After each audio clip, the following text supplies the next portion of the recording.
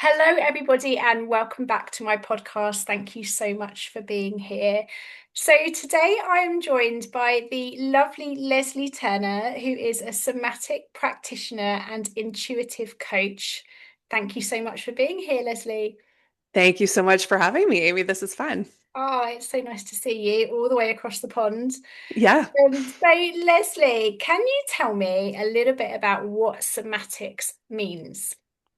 Well, soma, if you break down the word itself, the soma is your body. So, what somatics does is take you kind of out of the logic a little bit, out of the head, drops you more into the body in order to see what sensations are there and what those sensations are potentially telling you about your current circumstances, about something you've held in the body, something you've rewritten in the body.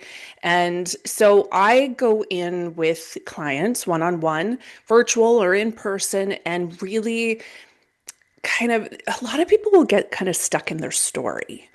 And so they'll be like, this is why I'm having this. It's because of X, Y, and Z. And I'm like, okay, beautiful. I like your story, but let's not get lost in it right now. Let's go into the body and see just what's coming up. What wants to be seen today? And that could be, I have an ache in my shoulder. Okay, beautiful. Let's just sit with that for a second. Describe it to me. So it's sensation based. And then I ask, is there an emotion attached? Is there a memory? Is there an image? Is there a phrase? Anything that wants to be seen has been kind of screaming. We've gotten so busy that we've buried it or medicated it and just avoided looking. And I slow it way down to see what's actually there.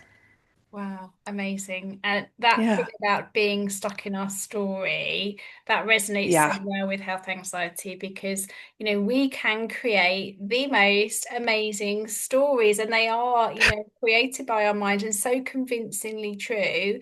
Right. And what I know is that, our minds they want to problem solve and they want to fill in the gaps. So if we have a sensation, we will want to find the solution. So, I must have pulled a muscle when I was doing Right. whatever. That's the story that we tell ourselves, and it makes us feel better in that moment.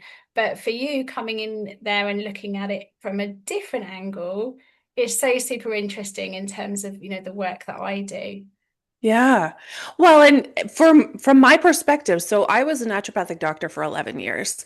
And what I found was that there is typically an emotional or an energetic root to physical pain, to physical issues, to the anxiety that's coming up. It's deeper than that. So I'm always looking at more the root of it, the very root, not just, oh, you're deficient in this supplement, but something a little older than that.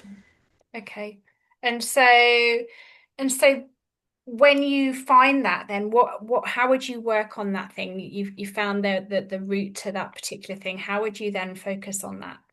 Okay, so we give it space to actually be seen. And sometimes that's 90% of it because if you're someone who is very busy, if you're someone who is so kind of lost in that story or doing the day to day and doesn't have time to have that conversation with the body, with what the body is holding, and having it with compassion as opposed to layers of judgment or I shouldn't be feeling this or oh that's probably a rotator cuff, making meaning out of it.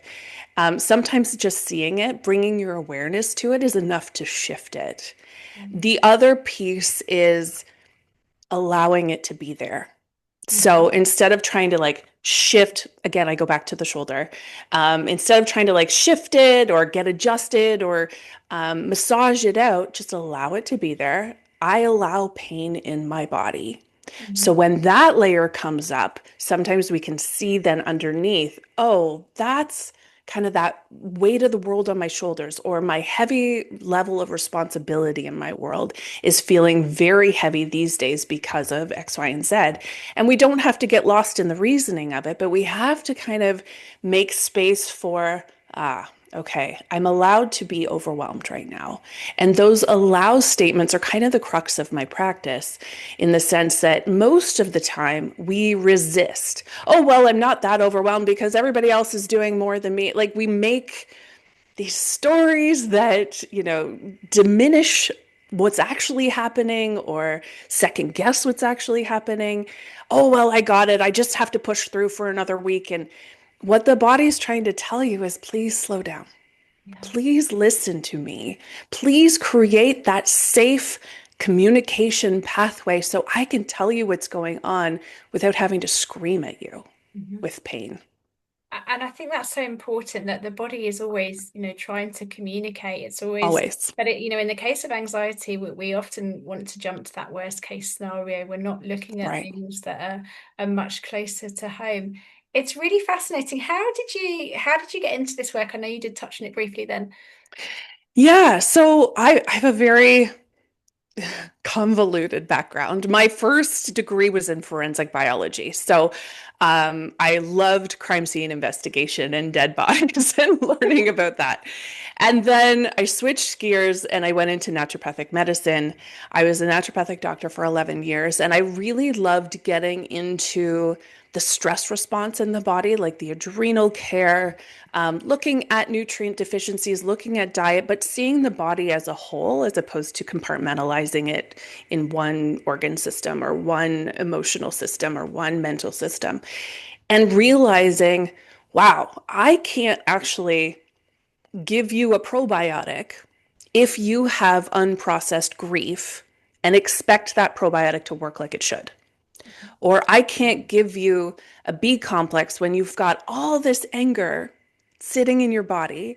And I was trained along with the naturopathic medicine within the 4 years of being at school. We did learn traditional Chinese medicine as well, the acupuncture points and what organ systems will hold what emotions. And so I had a taste of it in school. But after I was out of school, I really went with, okay, what is the body actually wanting to tell you right now? What is held here? And I started doing hands on body work for the clients that would come in person and was noticing, even intuitively, that I could feel anger in the back of the leg. I could feel something about the judgment of mom in the mid back. I could feel the neck being like, I don't want to see both sides of the story. I'm just going to hold tight to my version. And then once I started trusting that more, because when that first comes in intuitively, you're like, am I making this up? Wow. But when I started to kind of trust it and then speak it out loud to the client, she's like, how do you know this? I'm like, okay, this is what I'm seeing. This is what I'm feeling. Can you give me more context to this?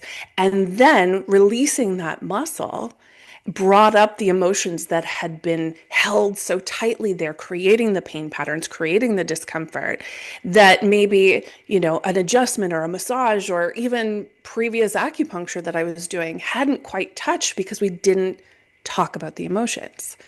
So, after 11 years of doing that, I was like, I just want to work with emotions and the deep energetic changes that I can see, the patterning of how the inner child created these patterns in order to survive. And I needed to learn more about somatics. And I was kind of introduced to it at that point.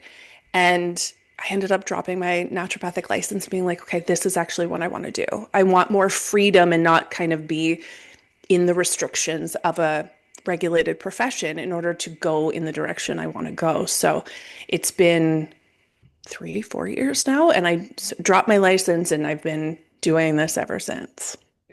It's totally fascinating, and I love the way that you can, use your intuition to really Hmm. find out what is going on just by feeling somebody and touching that particular part of their body. You know Yeah. automatic. I guess that leaning into that must have been quite tricky, as you said it to start with, to really sort of say, is this really what you can feel? And am I Yeah.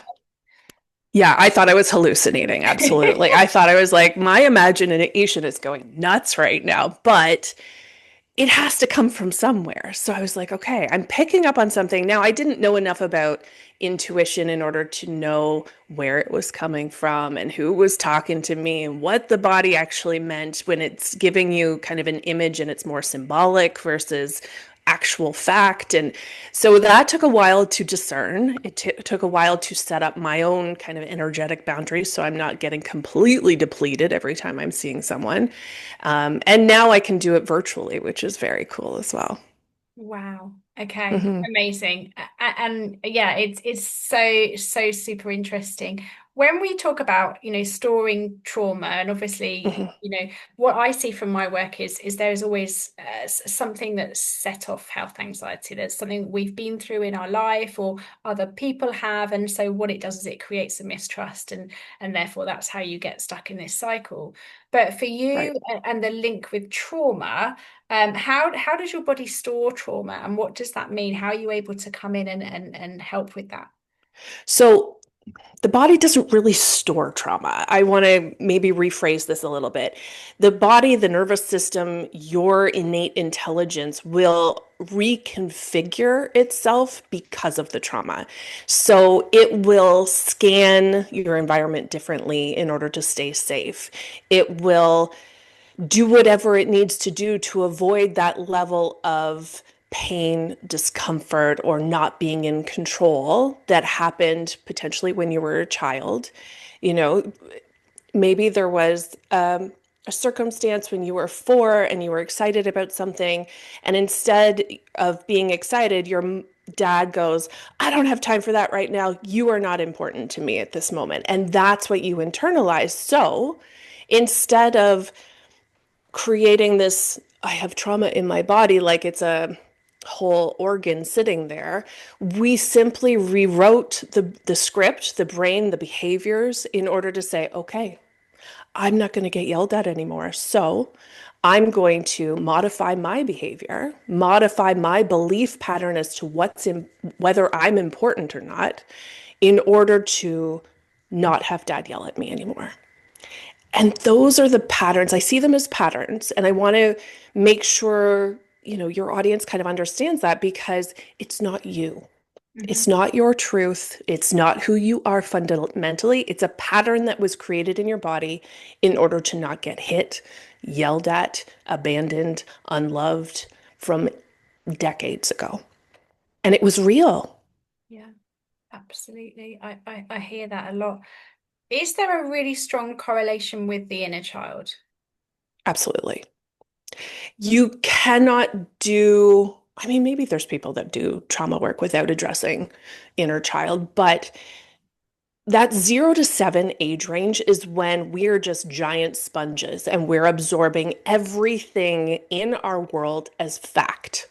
So if it can be something very benign, like I think I have a 6 year old right now, so I'm very acutely aware of what he's absorbing from me and from his dad and from his environment.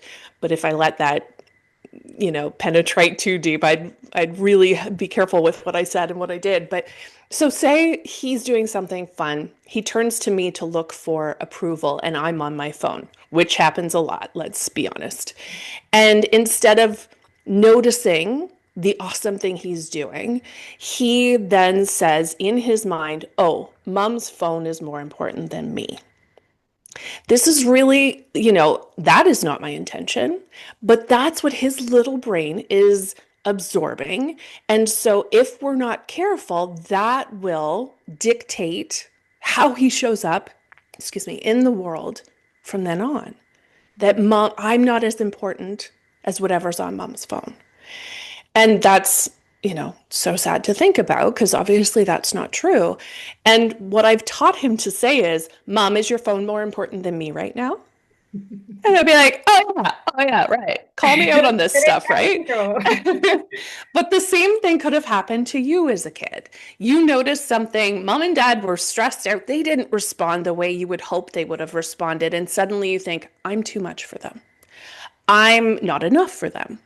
My emotions aren't valid, or I need to please in order to be seen, or whatever the pattern is, that love is not unconditional. Love has conditions, or it's dangerous to be seen by some parents or authority figures. So you will write those patterns at that young age because you don't know any better and you don't have a language for it at the time.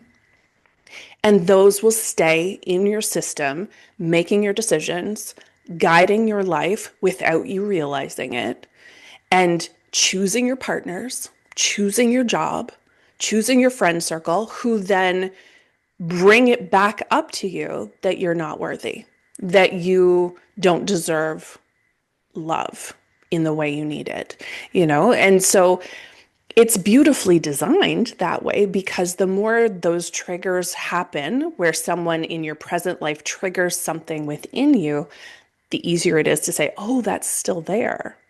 Yeah. But the problem is that we don't see triggers as good. We see them as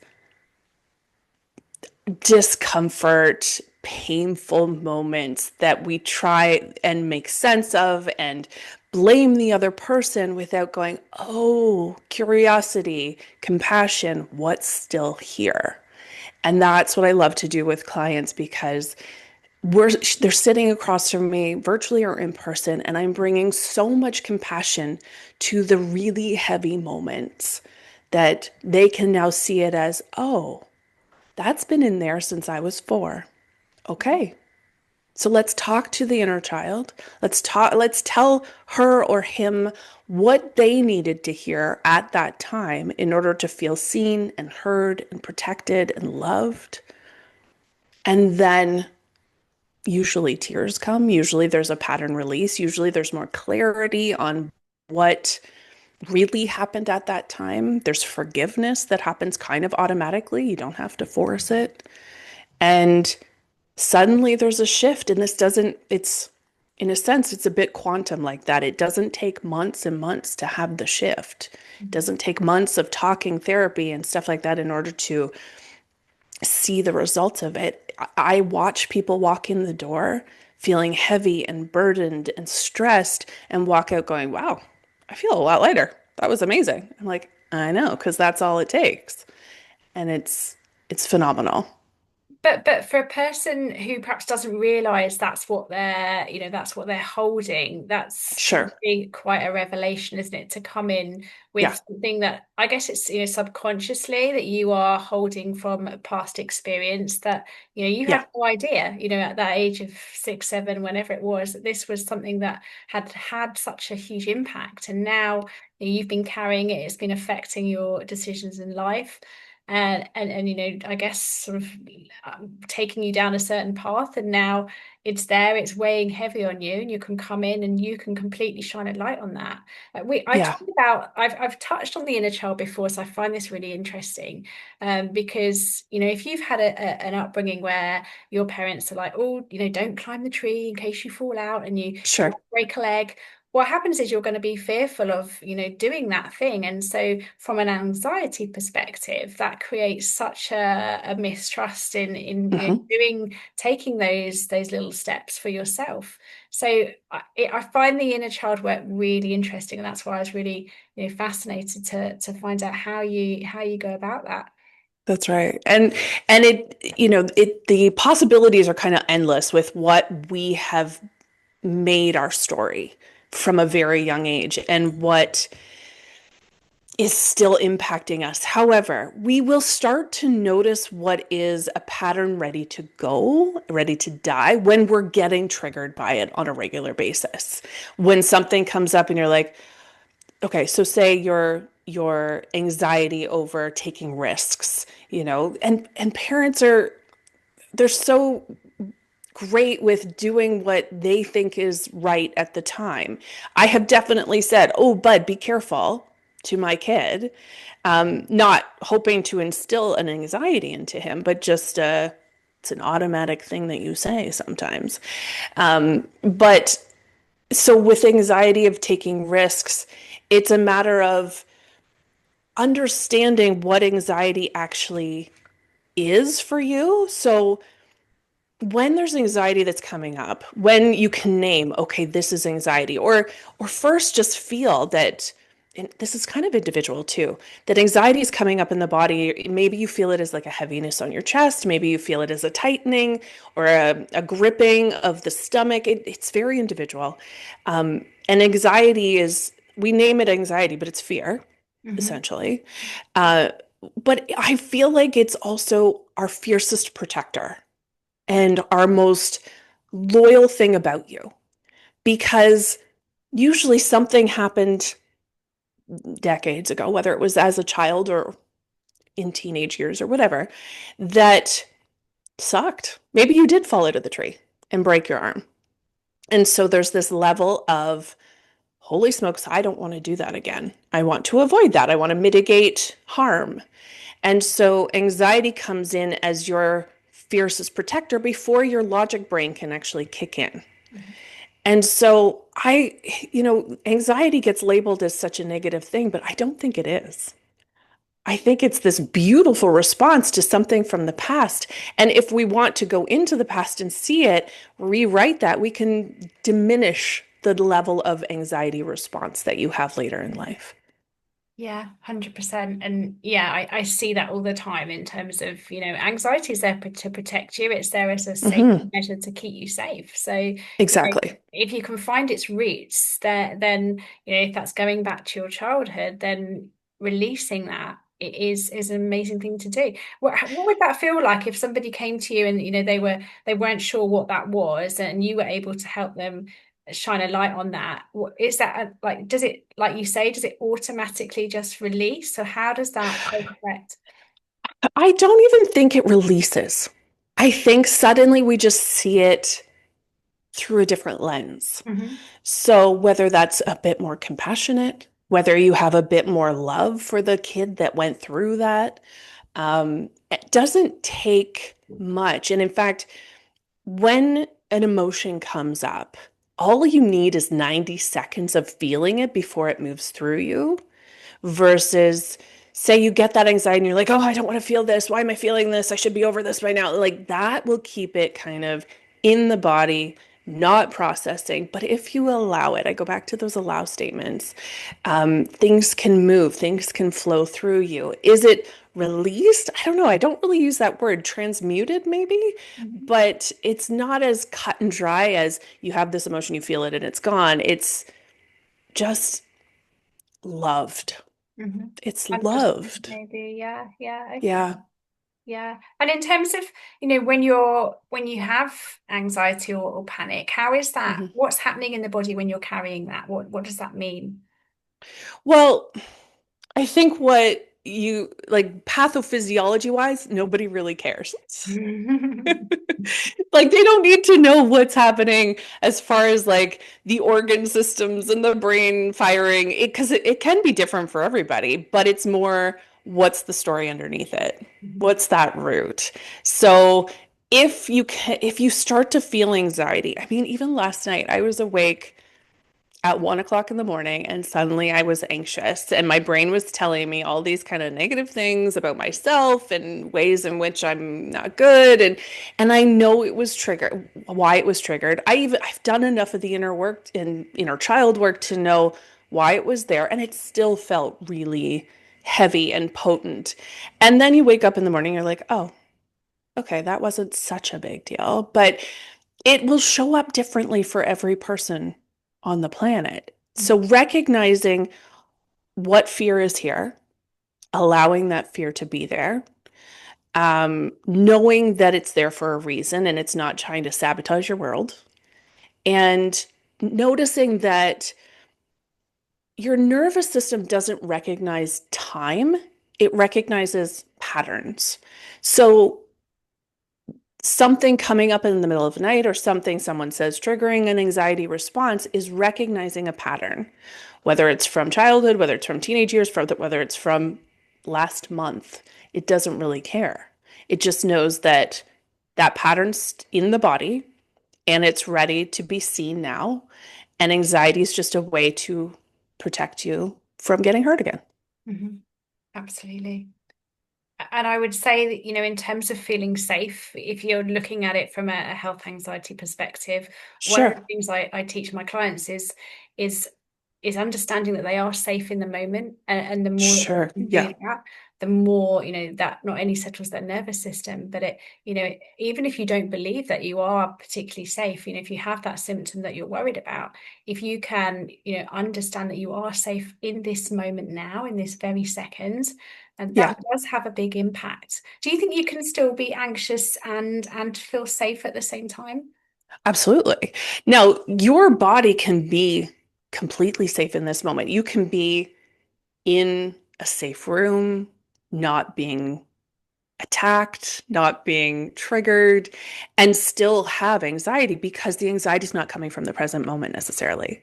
It's coming from the 6-year-old self who learned that if they were too much, they got rejected, or that staying small kept the peace, or and she's still running. She's still trying to like keep life going while also navigating all of that. So when your partner maybe goes quiet and that feels like a threat, well, that's going to create some anxiety because when parents went quiet or when s- someone showed you young, as a 6-year-old self, that love was conditional, your partner going quiet is a huge threat. So you can be absolutely, and reminding yourself you're safe is maybe the first step, and or making sure that you are, get out of a circumstance that is not safe. If you're being actively abused, you're getting out of that situation. But then once you're safe physically in the present moment, that is the time to go a little bit deeper. Mhm. Um, Everything like a thread will get pulled, and it always leads to something much older than the moment you're in right then. Yeah, yeah, I love that. When your clients come to you, do they feel disconnected? Like what are their main sort of problems that they come to you with? Is there something in particular that they want to achieve, or is it just they just feel like something is missing? Um, Everybody's kind of different. I Yeah. treat a lot of moms. So a lot of it is kind of overwhelm, heavy responsibility. They could just have symptoms of like pain, not sleeping, and they want to get to know themselves a little bit better. A lot of my clients are kind of in that perimenopausal state. And so they're carrying their family in a lot of ways. They're also carrying things from when they were a kid that have gotten really heavy. So I use the suitcase metaphor often. And when we're little, we will pick up suitcases from mom and dad because either mom and dad are not working on their stuff, or it just makes it easier because they don't yell as much if you're carrying the load for them. Mhm. But those suitcases, when you start adding in, you've got kids, you've got a house, you've got a husband, you've got friendships, you start carrying more and more, and it gets very, very heavy. And I find when women hit that perimenopausal, early to mid 40s range, they're like, I don't want to carry it anymore. And they almost go into a rage about having to carry it. And that's beautiful because that's supposed to happen. And then we look at, okay, what are you carrying that's not yours? What are you carrying that was never yours to pick up in the first place? Whether it's your dad's anger, your mom's insecurities, money issues growing up, whatever it is, are you ready to set that down now? The other side of this is when we carry things for other people, and this goes even for our kids, even though this is one of the hardest lessons we can possibly learn, they can't heal from the things we're carrying. So if mom has insecurity issues, but you decide, I will take that on for you, mom, because I see you're overwhelmed with life, she can't heal from that. She can't heal from that when that's not on her plate. So you have a choice in your 40s. Do I give it back to her or do I simply set it down? And if mom and dad, the generation before us maybe didn't have a language for this, they didn't have an understanding of inner work. inner child work, pattern work. So if they're not able to do that self discovery, that self actualization, it might be too much to kind of hand back. This is all kind of energetic, by the way. You're not handing a suitcase back to your mother. But, emotionally, you can be like, that's not mine to carry anymore. And the freedom and lightness you can get from that when you start to realize, oh, that pattern was mom. That wasn't me. That body issues and dysmorphia, that wasn't me. That was mom. I can set that down now. There's a level of freedom to that it's beautiful to watch, honestly. And it just happens kind of as an energetic practice. And you say, I allow mom to carry her own stuff now. I love that. And how guilty are we all of doing this? But All of carrying us. these suitcases round, and not necessarily it's our stuff, right? We just inherit it. We're carrying it for others, but we don't recognize it. And it's so true. And what I see from the work that I do is a lot of my clients are women of a certain age where Mhm. their bodies are changing, anxiety is rife, they've got a lot of stuff going on, as you say, Mhm. aging parents and all of these things that come with this part in our life. And it's hard, like it's a really tough time. So be able to take the burden off and relieve yourself of some of these things that you've been carrying, perhaps Mhm. even unbeknowingly, is a massive weight, I can imagine, to be able to release that of yourself. Very much so. And I see changes in weight, like physical weight, when we are not carrying things that are not ours. I see changes in how women show up. Are they slumped forward and kind of contracted, or are they, hey, this is me. I'm showing up as me and I don't have to carry your crap anymore. But the same thing goes, like I said, it's one of the hardest things we can possibly do to not constantly save other people either, including our partners, including our children, to be that fixer all the time, to carry the burden of needing to rescue, fix, and be the person that everybody comes to. You can sit back and let people make their own mistakes. And that's when, oh God, that's so hard. It's so hard to watch, but it's so necessary for women, especially, to go, okay, you will learn this more if I'm not fixing it for you. Do you think we do that as, to keep the peace as a woman, in a household where you're spinning so many plates? I think, from my perspective, I would try and, be a bit of a peacemaker to keep everybody happy, keep everything running, in a way to carry that for somebody, would, Yeah, I guess, be like an automatic response for a lot of people. But it can be. how do you get to the point where you can recognize that? Is there a method that you would implement, or how would you know? So the fixer, the peacemaker, yeah, that can be a pattern that you learned very early on. There can also be a little bit of a selfish tinge to taking on that role because it's hard to sit in your own discomfort of watching people fail. So, in order to avoid your own discomfort, you'll do it for them. Yeah. So, yes, there can be like you can be doing one role and there's multiple patterns at play. The realization that no one's coming to save you, as a kid, if you were left to your own devices, you were a latchkey kid and you had to figure it out and you had to fix things, and that could be at play. The one who walked into a room and immediately smoothed things over, that could be at play. The one who can't handle any more discomfort, so does it because it's just easier, that could be at play. So the intention behind doing things is actually really important to see. We just are so automatic with a lot of our things that we don't stop long enough to go, wait a second, why am I doing this? And something, like I said, perimenopause kind of puts a little spin or lens on it that goes, I've been doing this for 20 years within my family. Is this really what I want to do, or did I just start doing that and then everybody else got used to that? Yeah. You know? Yeah, it's Yeah, hard to know, isn't it? And I guess, until you open up this box and you start looking at this type of work, it's so interesting, isn't it? Because you don't know until you start delving into this exactly what's in there, and that's right. how you've been coping with it, or why. The fact is, it just, like you say, it develops over time to the point where it's getting really heavy. Yeah. Yeah. And I don't want to make it seem like this is a never-ending thing. I mean, it kind of is because you're never fully healed, but you don't have to get lost in the work all the time. Part of what I do is say, okay, let's take a break from diving into inner child. She's had her turn, she's spoken. Let's see what's here for the person sitting in front of me, for the adult version of you.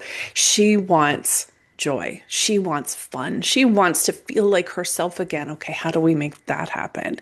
So I don't want you to think this is just something that you do constantly in order to heal and heal and heal and heal. No, there's a point where the inner child doesn't get the platform anymore. She doesn't get to run the show and be the loudest voice in the room. The person sitting across from me, the 42-year-old, the 50-year-old, that's the one I want to know what she wants right now. The cool part is you do have to do the inner work in order to really understand what the current version of you needs, wants, desires. Because if the pattern's running the show, she doesn't feel she deserves it, or she doesn't feel like it's possible. So once that part has been taken care of, it opens up the most amazing possibilities for what she can do right now that lights her up, that is actually her. And I'm going through this myself right now. Like I've had a pattern in my body that I am unworthy and not enough for most of my life. And every once in a while, it'll come to the surface and I will cry it out and I will talk it through and I will sit with it, love the little girl who learned this about herself. And then I will move into a higher level of visibility, whether it's through business, whether it's online, whether it's speaking engagements. And I will just, it's released and I up level. And so that's kind of the pattern I see with women. There's massive expansion in their current life once the pattern has been seen. Yeah, it's so tricky, isn't it? Because we sometimes we just can't see it, So be able to see exactly where we are, and what I find with a lot of my clients is they almost don't believe that they can achieve this because they've been Right. stuck there for so long.